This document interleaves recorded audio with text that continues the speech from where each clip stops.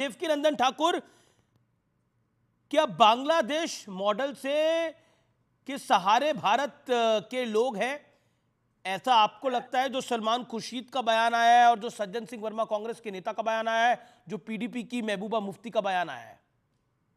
नहीं, मुझे एक बार बयान बता देंगे आप शब्दों में कि क्या बयान उनका है, उन्होंने क्योंकि मैं बाहर उन्होंने हूं। सज्जन सिंह वर्मा कांग्रेस के नेता कह रहे हैं कि जैसे जैसे बांग्लादेश में हुआ वैसे ही, जैसे श्रीलंका में हुआ वैसे ही भारत के प्रधानमंत्री निवास पर लोग घुसेंगे, ऐसे ही सलमान खुर्शीद ने बोला है। अब ये बयान जो है वो देश को भड़काने वाला है, लोगों को भड़काने वाला है और ये बयान देश के लिए खतरा है। ऐसे बयान जो राजनीति में है, जो कभी सरकार में रहे हो अथवा आगे रहने की इच्छा हो, उन लोगों को ऐसा बयान नहीं देना चाहिए। दूसरी बात, बहुसंख्यक लोग इस सनातन परंपरा को मानने वाले लोग यहाँ हैं। जी, यहाँ किसी को तोड़-फोड़ में विश्वास नहीं रखते हैं, पर जो बांग्लादेश में हुआ उस पे क्या बयान हम लोग देना चाहते हैं। प्रश्न ये है कि जो हमारे इस देश में कुर्सी पर बैठना चाहते हैं, सरकार चलाना चाहते हैं, चला रहे हैं, जो चला चुके हैं, जो आगे चलाएंगे, उन लोगों की नजरों में बहुसंख्यक लोगों की क्या जिम्मेदारी है? वो बहुसंख्यकों की सुरक्षा कैसे निर्धारित करेंगे, ये पूछा जा रहा है। आज अगर बांग्लादेश में वहां धर्म पूछकर, नाम पूछकर, जाति पूछकर अगर लोगों को, बहन बेटियों को वहां से खींचा जा रहा है, मंदिर चलाए जा रहे हैं, तो इस देश में जिसमें बहुसंख्यक लोग सनातनी हैं, उस देश के सत्ताधारी लोग अथवा जो कुर्सी पे बैठने की इच्छा रखने वाले लोग या जो बैठ चुके हैं वो लोग, वो ये बात बताएंगे कैसे लेकिन हमारे बांग्लादेश में यहां पर हिंदुओं तो को एक इंटेलेक्चुअल वर्ग का कहना है कि बांग्लादेश के वो हिंदू हैं, उनका हमारे से क्या लेना देना है, जो उनके साथ बचाए। होता है हो। हमारे देश का इंटेलेक्चुअल वर्ग जो है, जो बुद्धिजीवी वर्ग है, वो ऐसा मानता है। वो तो तो बांग्लादेश के फिर हिंदू उनको है, उनका हमारे चार से क्या लेना देना है। ऐसे लोगों को फिर कम से कम इस समय में जाके बांग्लादेश में रहना चाहिए। बांग्लादेश में रहे जाके, वो वहां का कहते हैं हम अनुभव क्यों रहे, अर्जित हम तो क्यों हिंदुस्तान नहीं में रह रहोगे? रहे हैं और तो यहां आप ज्ञान दे रहे हैं हिंदुस्तान में सबको। आप ज्ञान दीजिए, लेकिन उस चीज के लिए तैयार भी रहिए कि जो आज बांग्लादेश में हो रहा है वो 15-20 साल बाद आपके देश में भी होगा। अगर आज उसकी शुरुआत नहीं की गई, आज बहुसंख्यक और इस देश को बचाने की जिम्मेदारी लोगों ने, राजनीतिक लोग जो हैं उन्होंने नहीं ली, तो कल नहीं परसों ये दिन हम सबको देखना पड़ेगा और इसके लिए हम लोगों को अभी से तैयारी कर लेनी चाहिए। मैं फिर कह रहा हूं कि यहाँ पर हमें बंटने की आवश्यकता नहीं है, एकजुट होकर हमें हमारे बहुसंख्यक लोगों को, चाहे वो एकजुट बांग्लादेश हो में तो हो चाहे रहे हैं। पाकिस्तान। देवकी नंदन जी, मैं आपका बड़ा रिगार्ड करता हूं और आप जुड़े आज बहुत दूर से, उसके लिए भी मैं आपका खास धन्यवाद करता हूं। मैं आप वो एकजुट हो तो रहे हैं। महबूबा मुफ्ती कह रही है कि बांग्लादेश मॉडल को अपनाइए, सलमान खुर्शीद कह रहे हैं कि देखिए जो बांग्लादेश में वो भारत में भी हो सकता है। कांग्रेस के बहुत वरिष्ठ नेता है, पूर्व मंत्री है सज्जन सिंह वर्मा, वो कह रहे हैं जैसे बांग्लादेश में प्रधानमंत्री आवास में घुसा गया, जैसे श्रीलंका में घुसा गया, वैसे हिंदुस्तान में भी घुसा जाएगा। ये तो सपोर्ट कर रहे हैं बांग्लादेश मॉडल को। अमीश जी, आप बहुत अच्छे से जानते हैं जिन दो लोगों का प्रारंभ में आपने नाम दिया वो एक विशेष धर्म से आते हैं और उन दोनों की छवि हम और उनकी विचारधारा में इस बात से भी जान सकते हैं कि आप देखेंगे कि बांग्लादेश में जो राज्य चल रहा था जी, कोई किसी हिंदूवादी का नहीं था या किसी क्रिश्चियन का नहीं था, मुस्लिम का ही था और मुस्लिम धर्म के लोगों ने ही राज्य कर रहे थे वहां पर। शेख हसीना मुस्लिम धर्म की है, उनके कारण ही वो भगाया उनको, लेकिन आक्रमण किस पे किया? हिंदुओं पे। आक्रमण किया हिंदू, जी, पॉइंट मंदिर पॉइंट है। तोड़े हिंदुओं के।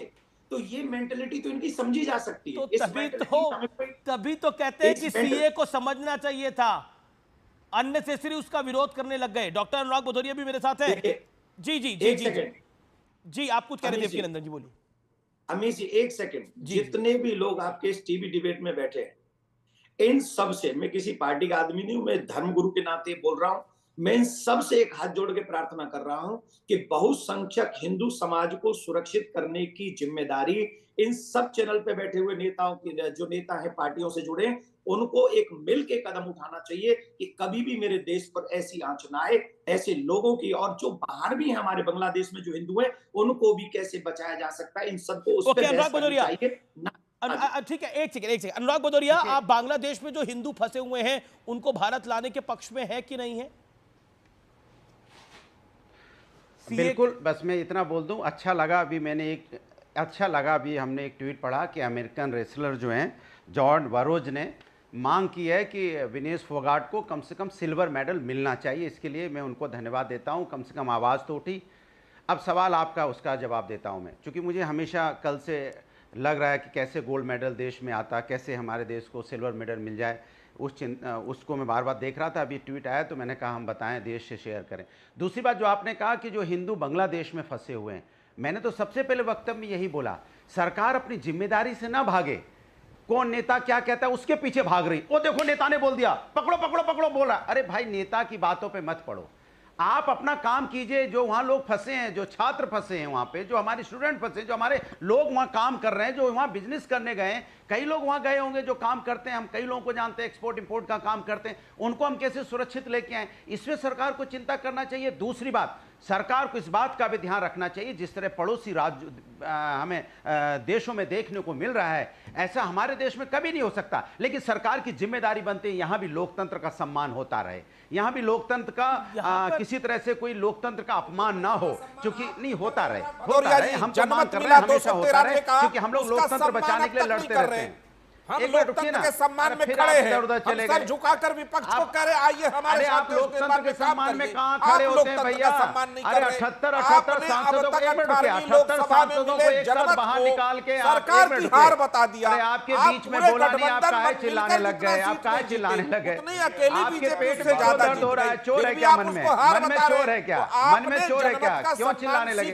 क्यों चिल्लाने लगे? मन में चोर है क्या? मन में चोर है क्या? एक मिनट रुकिए, अरे मुझे बोलने दो भाई, क्यों चिल्ला रहे हैं? मैंने कहा कि जिस पार्लियामेंट के अंदर 78 सांसदों को, अरे वो बीच में क्यों बोलने लगे भाई? उनके मन में चोर है क्या? क्यों चिल्ला रहे हैं बीच में? हम तो अपनी बात करें। अरे पता नहीं गलत है ना, मतलब भाई उनको तो पता ही नहीं चलता ना कब दिल में चोर क्यों होगा। अरे बोलने दो ना मुझे, आप बोलने क्यों मेरी बात को काट रहे हैं भाई? मैं जानना चाहता हूं। अरे भाई जेडीयू को तो आप जानते हो। अरे मेरी बात पूरी होने दो। मैंने कहा पार्लियामेंट के अंदर में जिस तरह से 78 सांसदों को बाहर निकाल के बिल पास कर दिया जाता है, तो हम आवाज उठाते हैं ना, क्योंकि लोकतांत्रिक तरीके से हम विपक्ष में होने के नाते आवाज उठाते हैं। आवाज उठाई, संविधान बचाने की बात किसने की? विपक्ष ने, हमने की ना, कि भाई कम से कम देश में संविधान और लोकतंत्र बचना चाहिए। ये हमारे, लेकिन हमारा आपसी की बात है, इसको हम बांग्लादेश से कंपेयर नहीं कर सकते, इसको हम किसी श्रीलंका से कंपेयर नहीं कर सकते। ना, हम तो उसी संविधान के उसी संविधान को बचाते बचाते संविधान की खिल्ली उड़ा दी आप लोगों ने। आपने भारत के लोकतंत्र पर सवाल खड़ा कर दिया ना आपके नेताओं ने। नहीं, संविधान की खिल्ली उड़ा दी आपके लोगों ने। तो भारतीय जनता पार्टी, अरे सरकार पे सवाल किया है ना, सवाल उठा देती है जब 150 सांसदों को पार्लियामेंट से निकाल के बिल पास करती है, तो ये तो बीजेपी खुद उठाती है। ठीक है, मैं सांसदों को गौरव भाटिया 30 सेकंड तो नहीं किया था। देवकी नंदन जी, आपका बहुत बहुत शुक्रिया हमारे साथ जुड़ने के लिए। गौरव भाटिया। देवकानंद जी नमस्कार। देखिए, दो बात, स्वामी जी नमस्कार, मेरा नमस्कार ले लीजिएगा जहां भी है। प्रवक्ता ने कहा कार्टून है।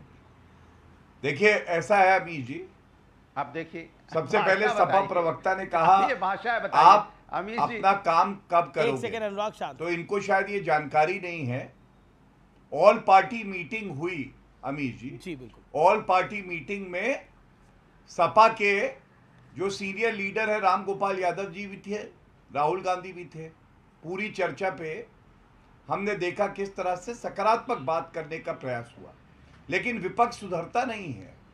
हमने बताया हमारी प्राथमिकता है हर भारतीय लौट आए, विशेष विमान से भारतीय वापस आ रहे हैं, लेकिन ये लोग केवल और केवल घटिया ओछी राजनीति करना।